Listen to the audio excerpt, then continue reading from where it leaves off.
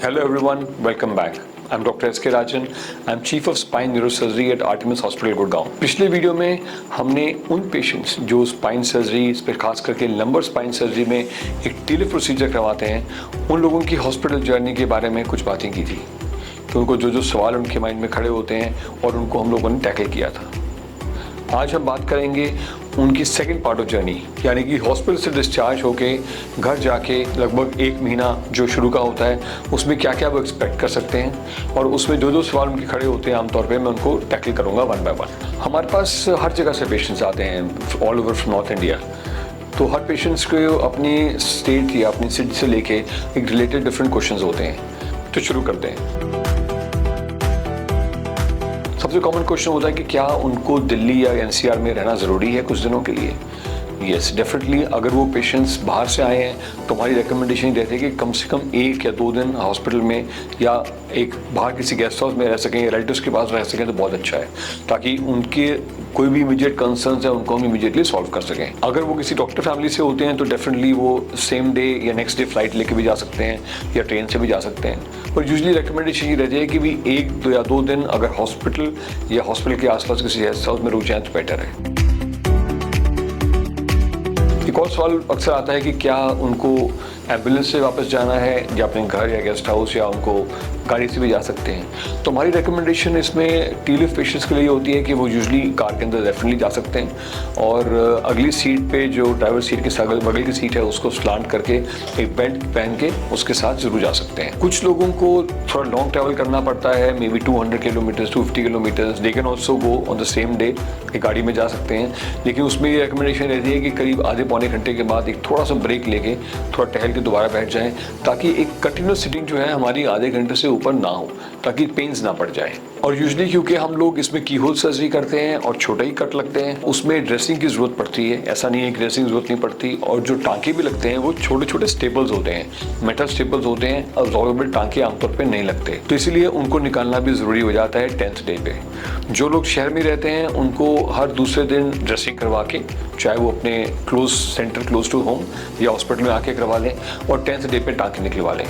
या फिर और जो लोग दूर से आते हैं वो लोग अपने लोकल हॉस्पिटल के अंदर ड्रेसिंग करवा सकते हैं हर दूसरे दिन, और रफली 10 डेज के अंदर सूचर्स वहीं पे अपने लोकली भी निकलवा सकते हैं और या फिर हॉस्पिटल आके भी निकलवा सकते हैं। मूवमेंट्स को रिलेटेड हम लोगों की रिकमेंडेशन ये रहती है कि घर जाने के बाद कोशिश करें कि जितना एक्टिव रह सकें उतना अच्छा है। ज़्यादा बिस्तर ना पकड़ें, कोशिश करें कि लंच से पहले 1 घंटा सोएं, लंच के बाद 1 घंटा ही लेटें। उसके अलावा उठना बैठना चलना उनके लिए फ़ायदेमंद रहेगा। उसका रीज़न ये है कि ऑपरेशन के बाद कुछ मस्कुलर पेन्स लोगों की बढ़ जाती हैं, क्योंकि हम मसल्स के थ्रू जाते हैं सर्जरी करने के लिए, तो उसके लिए मेडिसिन तो दी जाती हैं, लेकिन पेशेंट्स अक्सर इस वहम में रहते हैं कि अगर वो लेटेंगे तो उनका दर्द कम हो जाएगा, बल्कि इससे ऑपोजिट चाहते हैं हम लोग कि पेशेंट्स एक्टिव रहें ताकि मसल स्पैज़म में ना चले जाएं। और अक्सर इस पेशेंट पेन को टॉलरेट करने के टाइम पे पेशेंट को ये भी लगता है कि शायद ये पेन मेरा वही पेन है जो ऑपरेशन से पहले था और मेरा दर्द वापस आ गया है।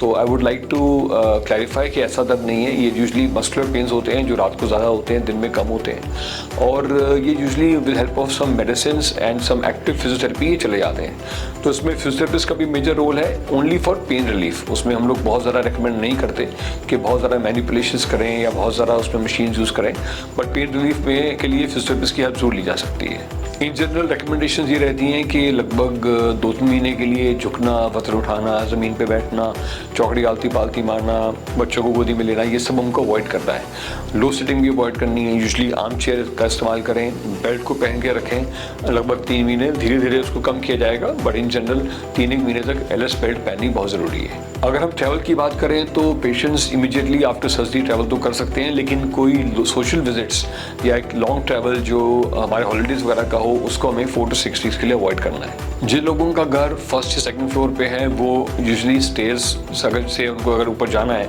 तो स्टेयर्स डेफिनेटली यूज़ कर सकते हैं, लेकिन कोशिश रहे कि बार बार ऊपर अप एंड डाउन ना करें। मतलब एक बार शिफ्टिंग हुई ऊपर, उसके बाद जब ड्रेसिंग हो उस टाइम नीचे आ जाएं या सुचर मूल के टाइम आ जाएं। हफ्ते 10 दिन के बाद हम अप एंड डाउन स्टेयर से रेगुलरली हम अलाउ कर देते हैं। ऑपरेशन के इमीडिएटली बाद एक एक्सरे की रिक्वायरमेंट होती है और एक एक्सरे की रिक्वायरमेंट होती है रफली आफ्टर 1 मंथ। जब हम ये दो एक्सरेस कंपेयर करते हैं उसके बाद हम पेशेंट्स को थोड़ी सी और छूट दे सकते हैं इन terms of activity.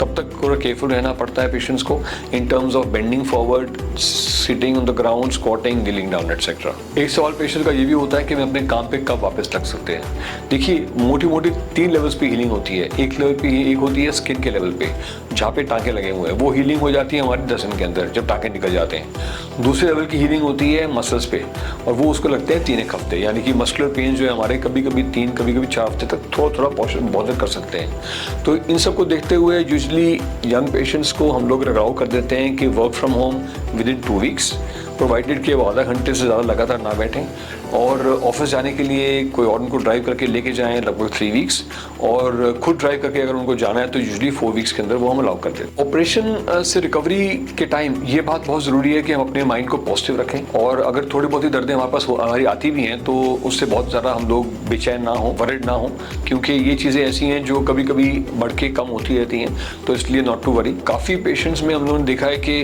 Depending upon the muscular strength, depending upon the sex, कुछ लोगों में जल्दी रिकवरी, कुछ लोगों में लेट रिकवरी आती है, पर ऐसा बहुत ही कम देखने को मिलता है कि पेशेंट को सर्जरी से फ़ायदा ना मिले। सो इसलिए relax, don't worry, and keep have faith on your surgeon and keep in touch with him. उससे लगातार इन टच में रहें ताकि अगर आपके मन में कोई भी सवाल खड़े हो रहे हैं उसका वो इमीडिएटली आपको आंसर कर पाए।